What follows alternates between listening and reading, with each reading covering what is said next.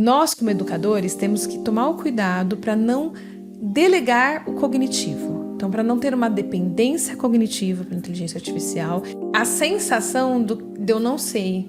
Então, hoje nós, como educadores, temos a sensação de assim, eu não sei o futuro, eu não sei o que vai ser desse aluno. Tem escola correndo aí atrás para adotar ferramentas, tem escola com medo de ficar para trás e tem muito discurso bonito que nem sempre encontra a prática. A grande diferença é que não é uma discussão mais se vai fazer ou não vai fazer, se pode ou não pode. Não é essa discussão. A discussão é como nós vamos desenvolver esse ser humano para esse período, para esse momento em que a IA já é parte do dia a dia. Mas o que será que acontece quando a gente sai do debate brasileiro e vai ver de perto o que outros países estão ou não fazendo?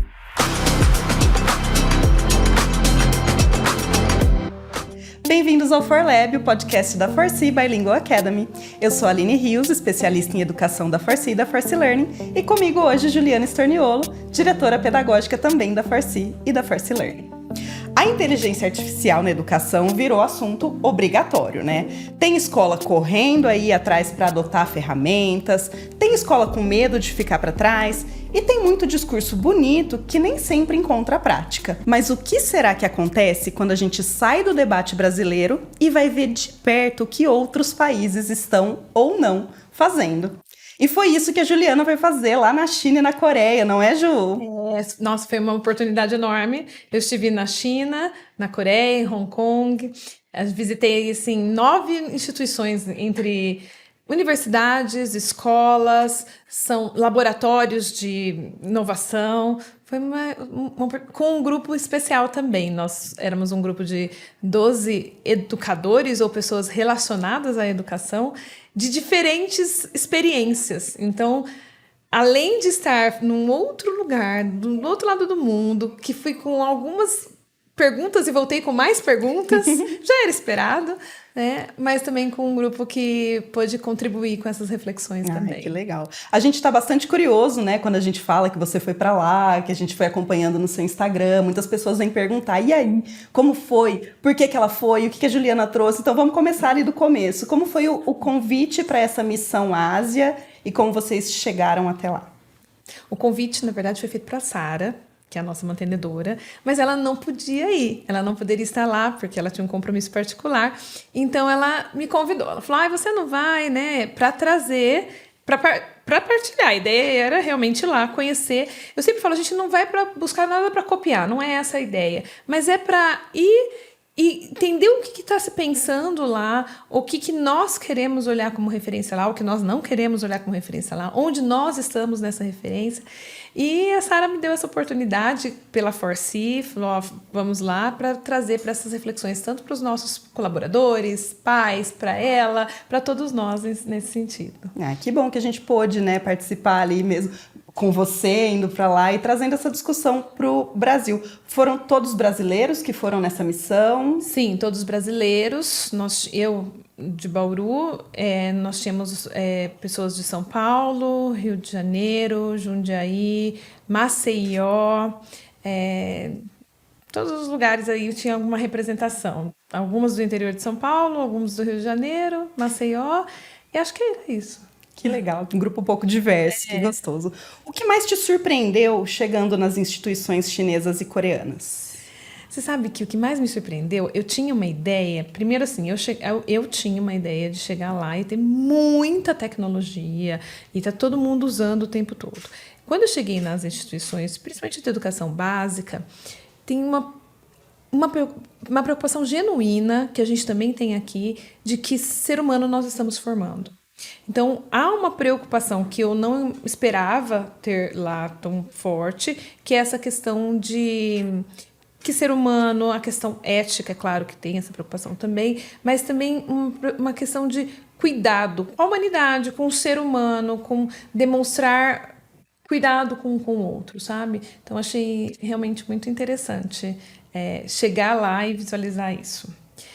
Claro que também, quando eu cheguei lá, principalmente nas universidades, e você vê a estrutura, o que eles estão desenvolvendo de tecnologia, é uma tecnologia muito, muito alta. mesmo.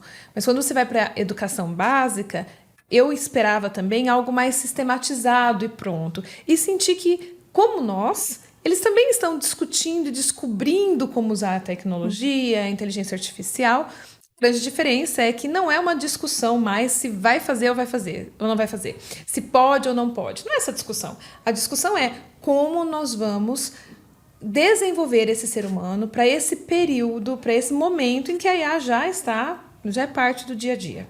Então, acho que essa é a principal diferença de várias discussões que eu participei, mas não é algo estabelecido. Estabeleceu-se que todos têm um prazo para ter inteligência artificial na escola. Algumas escolas já têm o currículo estabelecido. Algumas escolas já usam isso de modo mais orgânico, outras nem tanto. Então, a discussão de como fazer ainda existe, porque é algo muito rápido, né? E está evoluindo muito. Então, até chegar na escola, isso toma um passo ainda. E você vê muita diferença desse discurso entre a discussão e a prática do que é lá e do que é aqui no Brasil? Como você vê pode falar até de semelhanças e diferenças dessas discussões? De como é lá e aqui. Das discussões, você fala? E da prática também, né? Eu acho que as principais diferenças, então, primeiro eu falei já, essa de não se discute se precisa discutir inteligência artificial ou se precisa trazer inteligência artificial para a escola. É fato, ponto. A discussão de como nós vamos desenvolver esse ser humano, e eu acho que lá, pelo menos onde eu estive até hoje no Brasil, eu acho que a gente eles estão discutindo um pouco mais, de modo mais profundo e mais aberto, a questão de não é mais só uma ferramenta. Então, até teve uma universidade que trouxe as fases de implementação da IA na educação, pensando que começamos desenvolvendo eficiência, é uma ferramenta. Então, os professores usam para fazer as coisas de modo mais rápido, para poder dar mais atenção para os alunos, a gente automatiza algumas coisas e traz eficiência. Depois, a gente vai para uma fase de desenvolver mais qualidade, onde tem o uso da inteligência artificial para compreensão, para discussão, resolução de problemas reais, mas nós vamos ter que chegar num ponto que eles chamam de momento híbrido, né? Do ser humano híbrido, ou uma simbiose ecológica, que faz parte, nós co-criamos para desenvolver saúde, para desenvolver educação. Então, essa discussão de que como sair de só ferramenta para algo que faz parte de co-criar, que já está ali, eu entendo que ali eles estão desenvolvendo mais, estão discutindo mais, principalmente nas universidades, para trazer para a educação básica. Você me falando, assim, me trouxe muito à mente um pouco da taxonomia de Bloom, quando a gente fala de aprendizagem mesmo, né? Então, a gente começa o uso ali com a ferramenta, no nível de lembrar e compreender, aplicação, até que a gente chegue no nível de criação e de avaliação, né? A gente está passando por um processo de aprendizagem de um novo recurso para todas as áreas, né? E eu acho que isso é uma tese importante, a gente lembrar que, assim, é a serviço da aprendizagem. Então, a aprendizagem é o foco, né? O relacionamento é o foco, o relacionamento humano. E como nós vamos fazer isso com a inteligência artificial, aí é a discussão. E aí vem um pouco o que a gente estava discutindo um pouco antes de entrar aqui, o uso da ferramenta de inteligência artificial e o letramento de inteligência artificial como base dos nossos currículos, né? Você sentiu lá que nem todas as escolas têm um currículo sistematizado, assim como aqui, né? A gente não previa que isso ia chegar tão rapidamente. Então, como que a gente pode trazer esse letramento para a nossa escola, para a nossa realidade e ir sistematizando isso conforme usamos? Você sabe que tinha um dos participantes nosso, né, que se tornou um amigo nosso lá, meu amigo, ele chega a falar que assim, ele não gosta da palavra letramento, porque ele acha que é muito longe da realidade, parece uma coisa longe. Só que no meio da discussão a gente tentava achar outra palavra e não achava, porque é um letramento que é realmente fazer parte da compreensão do uso diário, não de modo superficial. Então, não tem como fugir da palavra, por enquanto, eu acho. Agora, eu saí de lá realmente pensando em questão de currículo, formação de pessoas e discussão ética. Porque acho que isso é o que está permeando toda a discussão lá e entendo que é a nossa discussão aqui também. Então, como é que esse currículo vai... Nós vamos lidar com esse currículo considerando que as crianças em si não precisam ser expostas tanto. Então, mesmo lá, a discussão é Fundamental 1, a gente pode usar algumas coisas, mas tem uma preocupação com o tempo, tem uma preocupação de focar mais no humano, sim. No Fundamental 2, já uma discussão que eles chamam de o futuro com a inteligência artificial, e daí desenvolvendo a partir dali e até chegar no médio, protótipos mesmo, criação e chegar nessa cocriação. Então, esse pensamento sobre currículo, eu entendo que é um pensamento que está permeando o pensamento mundial, quando é o momento, como fazer isso dentro da escola. Para mim também ficou muito claro a questão da formação de professores. Então, eu falo que um dos entraves eu posso dizer, então lá tem a vantagem do governo instituiu, isso tem que eles têm um prazo, as escolas têm, e vai acontecer, que a inteligência artificial está na escola. Só que uma coisa é o governo dizer, outra coisa é quem está na sala de aula, ali na ponta, realmente usar deste modo e saber fazer. Então, eu percebo que lá é um desafio, como é um desafio aqui também, porque são as pessoas essenciais. E a discussão até foi assim, sabemos que muitas profissões vão se ressignificar, muitas profissões vão desaparecer, mas o educador, ele vai precisar existir porque nós estamos falando de seres humanos. E aí, só que ele também se ressignifica, que vai vir mais como um curador, como um mediador, como um designer de aprendizagem, do que realmente alguém que está professando, né? Eu entendo que isso... E a discussão ética. Então, a partir do momento em que a gente inclui a IA no currículo, a discussão ética tem que permear sobre ética, sobre o uso de dados, ela tem que permear todo o currículo também. É necessário fazer uma reflexão com os alunos, trazer essa questão por uma questão de metacognição mesmo. Eles precisam pensar sobre isso. Sim. Todo o currículo e também todas as camadas da educação, né? Então, a gente vai falar de ética com os alunos, os professores, os líderes e as famílias, né? Envolve toda a comunidade. É uma preocupação mundial mesmo, né? Porque esse é um ponto bem crítico do uso da IA, é a questão ética. Então, é interessante porque em todos os lugares que a gente foi, como aqui também a gente sabe, existe uma discussão sobre quais são as políticas de uso. Então, políticas de uso na avaliação tem que estar muito claro para todo mundo. De novo, não é uma discussão de usar ou não, mas como vai ser usado, por quem vai ser usado, quais vão ser... Se você vai fazer uma citação, porque precisa citar que foi usado, como é essa citação... Então, precisa ter muito claro. Isso é novo. Então, as instituições estão descrevendo isso e colocando isso em prática. Algumas de modo mais tradicional, então usa a inteligência artificial para ensinar ainda de modo tradicional, as provas escritas para não ter que usar a inteligência artificial, mas como uma biblioteca mesmo, sabe? E outras, como eu disse, com cocriação, usando para projetos, eu citei, acho que para você vou citar, a gente assistiu um aluno de ensino médio que ele criou aplicativo para estudar com ele. E o objetivo dele era trazer para o concreto aqueles conceitos que são abstratos. Então, ele foi criando coisas em 3D, algoritmos, de uma maneira que aquilo foi ficando muito claro para todos. E você fala assim, você fez isso... Aí eu volto, a pergunta, né, que eu sempre me pergunto será que nas escolas nós estamos dando espaço para um aluno desse criar? Porque ele trouxe as ideias, ele criou, ele apresentou, e aí a nossa pergunta foi, por que você não publicou isso ainda? Ele falou, porque não está perfeito. Aí veio minha outra pergunta, quantas coisas a gente trava porque não está perfeito, né? Então, são perguntas que têm a ver com o uso da tecnologia, mas tem a ver com o ser humano também, com o comportamento humano. Né? Todas essas questões que você trouxe de currículo, de formação docente, de ética e da agência do aluno, né? Porque dá para a gente ensinar de forma tradicional, com e sem inteligência artificial, e dá para o aluno ser agente com e sem inteligência artificial, né? Hoje em dia é um pouco mais difícil sem, porque ela já está incluída no nosso dia a dia. Então são preocupações que já existiam para a gente no mundo da educação e no mundo, mesmo antes. É que a gente não esperava, acho que a ferramenta chegasse tão rapidamente. Né? Eu penso que está muito rápido, então a gente vai assustando, porque você não sabe o que vem amanhã, o que vem depois.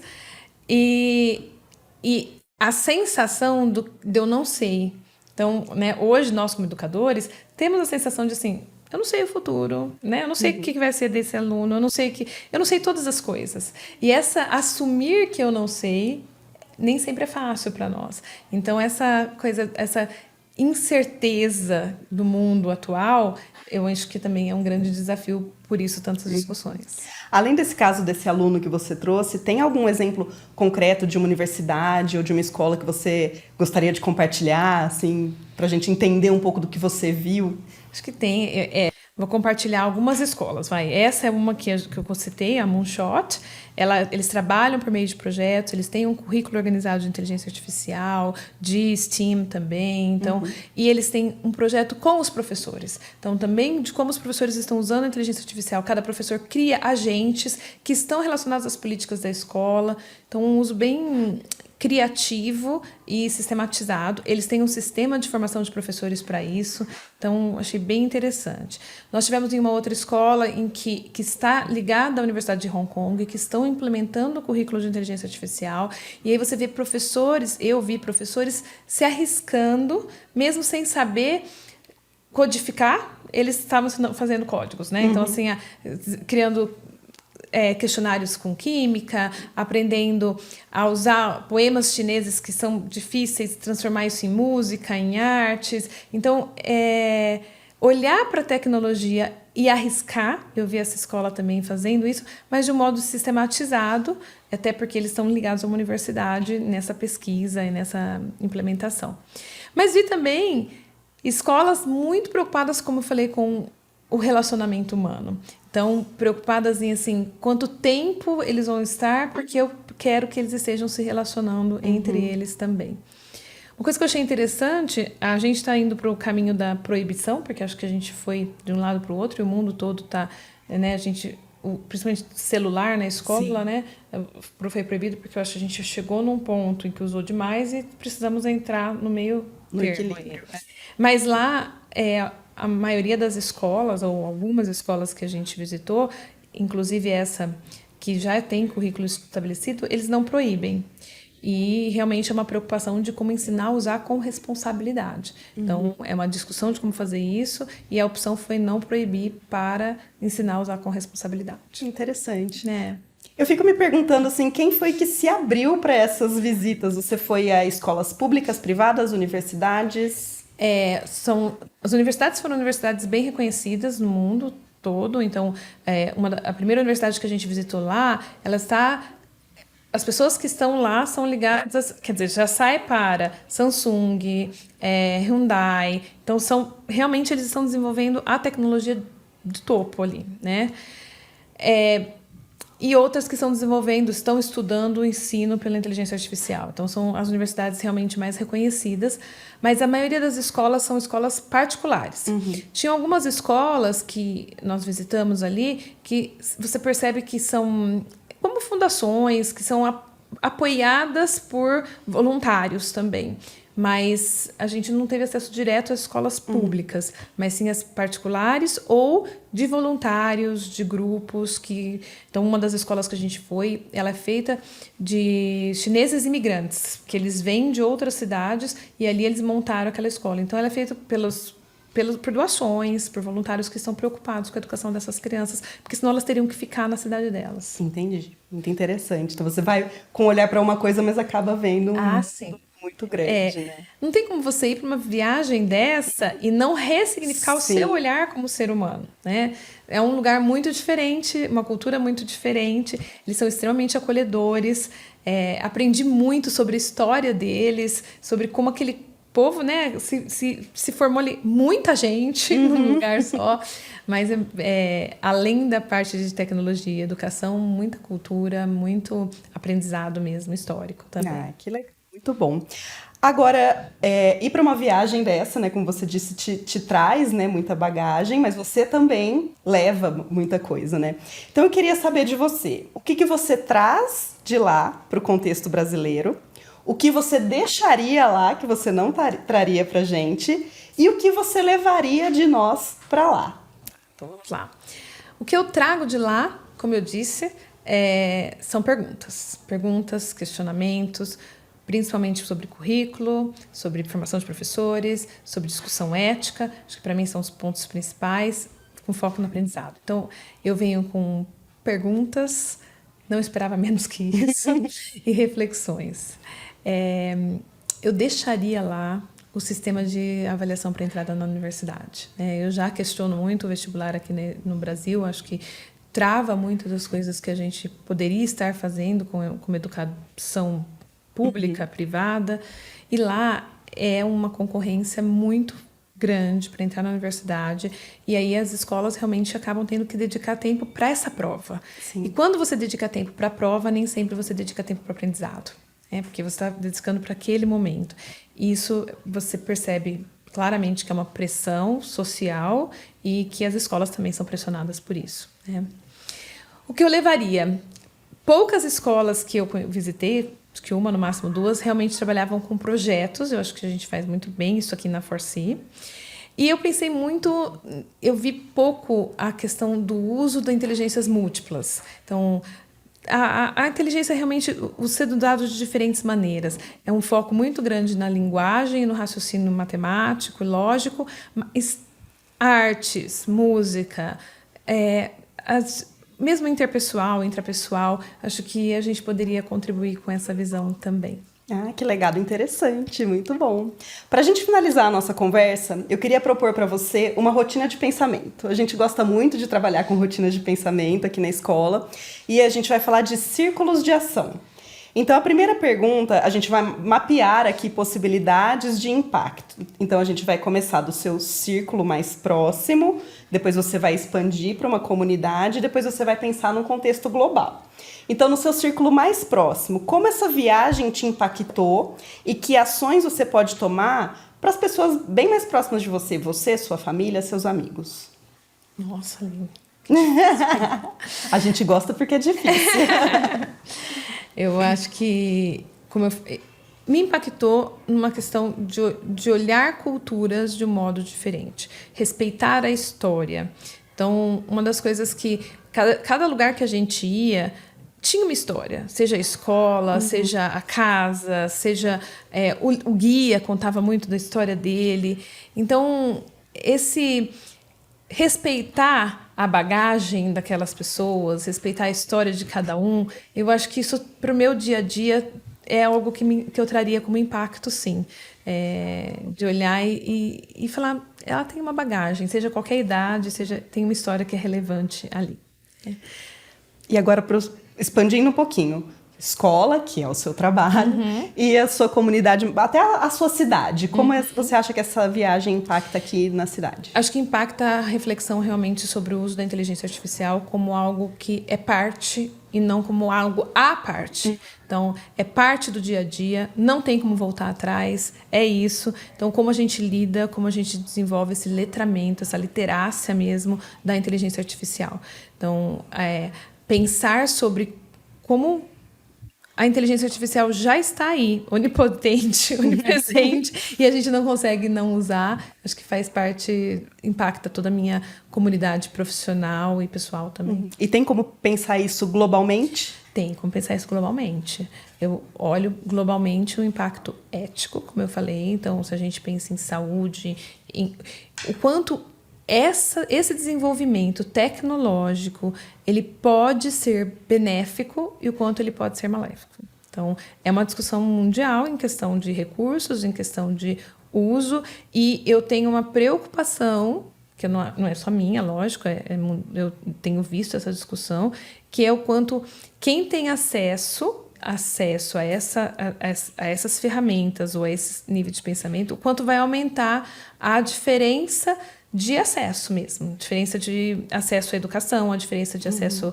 à cultura, a diferença social. Então, a gente querendo diminuir o gap, eu não sei se ele vai diminuir ou se ele vai aumentar. E essa é uma preocupação global. É um cuidado que a gente tem que continuar com ele na cabeça, né? Você quer trazer algum encerramento para esse episódio?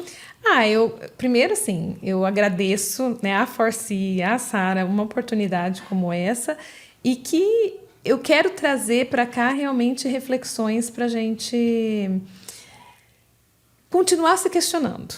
Então, o que eu espero é que todos se questionem. E ao se questionar, vai usar a inteligência artificial sempre de um modo pensante. Então, essa é a diferença. Eu tenho perguntado assim, né? Até falei um pouco isso para você, vou repetir aqui. Nós, como educadores, temos que tomar o cuidado para não delegar o cognitivo. Então, para não ter uma dependência cognitiva para a inteligência artificial e também não delegar o pensamento. E cuidado para que os nossos alunos aprendam, porque já foi, inclusive, provado. Se tem algo que eles fazem, que eles delegaram o pensamento à inteligência artificial, em 2 ou 3 semanas eles esquecem. Então, nós precisamos pensar em como envolvê-los de modo em que eles estão resolvendo problemas, pensando e co-criando com a inteligência artificial. Para mim, o pensamento é, dentro desse desafio que eu dei para o meu aluno, se ele pode delegar o essencial para a inteligência artificial, ele delegou o cognitivo. Então, eu tenho que repensar. Então, acho que o nosso pensamento muda nesse sentido. O que é que esse aluno está usando com inteligência artificial, ou esse filho, ou essa criança, esse adolescente, ou nós mesmos? O quanto a gente está se tornando dependente cognitivamente, ou entregando a parte cognitiva, e o quanto nós precisamos pensar em desafios que o essencial não pode ser feito pela inteligência artificial. Perfeito.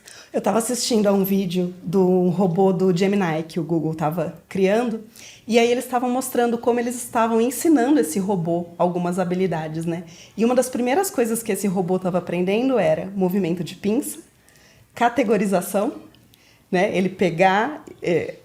ele olhar ali quais eram os objetos, identificar cores para depois poder fazer esse movimento e categorizar nos lugares certos. E é isso que a criança do infantil precisa aprender a fazer antes da gente chegar para esse pensamento crítico do uso da inteligência artificial para outros letramentos que essa criança vai fazer, né? Então, me impactou muito esse vídeo, porque até para ensinar um robô, a gente começa do básico. E quando a gente está falando de um robô, a gente respeita mais esse básico, né? Então, o quanto na educação a gente precisa olhar e falar, calma, algumas habilidades são essenciais aqui no começo, para que lá na frente ele consiga alcançar níveis mais altos. Respeitar o nível de desenvolvimento é importantíssimo. Concordo com você, o robô vai aprender com a gente e aí a gente valoriza porque a gente começa a ver o quanto é importante. São as pequenas ações que são importantes. E lembrar sempre assim, quando eu dou a tela, ou dou prioridade para a tela, né, ou para tecnologia numa infância, eu estou deixando de fazer algo. Então, sempre que eu falo sim para alguma coisa, estou falando não para alguma coisa. O que esse não está fazendo falta para essa criança, né? Então, pensar no nível de desenvolvimento. É necessário, é importante, mas em que momento da vida, qual tipo de reflexão, não é simplesmente fazer... Eu vi hoje um gráfico, né, uma imagem que me mostrou bem assim, uma bagunça. Então, talvez nós ainda estamos numa bagunça existe a inteligência artificial e está bagunçado aqui, nós não sabemos como usar. E talvez agora a gente vai começar a precisa pensar em como usar. E como usar de modo que faça sentido para cada idade, para cada realidade. O problema é que não dá tempo de pensar, já muda. Então, isso é a incerteza que traz e que nós vamos ter que lidar. Obrigada, Ju, por dividir um pouco do que você viu e um pouco das suas perguntas. Essa foi a primeira vez que a gente fez um download aqui dessa viagem da Juliana. Então, se vocês tiverem alguma pergunta, alguma curiosidade, deixa nos comentários que a gente pode trazer a Ju de novo para conversar. Muito obrigada. Eu que agradeço.